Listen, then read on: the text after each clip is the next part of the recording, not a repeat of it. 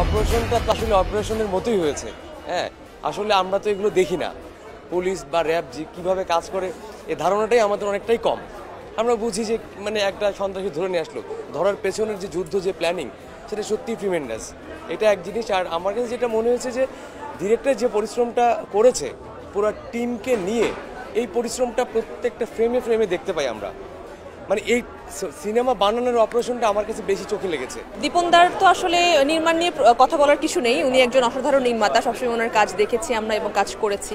তো সেই হিসেবে বলবো যে উনি যে কষ্ট এবং শ্রম এই সিনেমাতে দিয়েছেন পুরো স্পষ্ট স্ক্রিন জুড়ে বোঝা যাচ্ছে।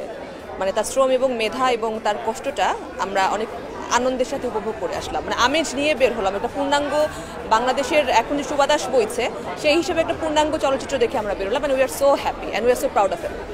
আমার মন্তব্য মানানো অনলি যে এটা খুবই কষ্টের একটা কাজ হয়েছে, খুব কঠিন একটা কাজ হয়েছে, কঠোর পরিশ্রমের একটা কাজ হয়েছে।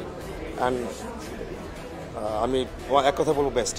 দীপঙ্কর দীপন অসম্ভব গুণী একজন পরিচালক। সো দীপঙ্কর দীপনের ছবি প্রতি আগ্রহ আমাদের সবসময় ভীষণ ভীষণ। আমি দর্শকদের বলবো আপনারা ছবি দেখতে আসবেন। এখন আসলে বাংলা সিনেমার সময় এবং আপনাদেরকে লাগবে, আমাদের পরিচালকদেরও দায়িত্ব অনেক। আর আপনারা দেখতে আসবেন, আমরা বানাবো, বাংলা সিনেমার জয় হোক, এটাই চাই। ধন্যবাদ। ও নাম্বারিং দীপনদাকে, এটা আমার পক্ষে দেওয়া সম্ভব না।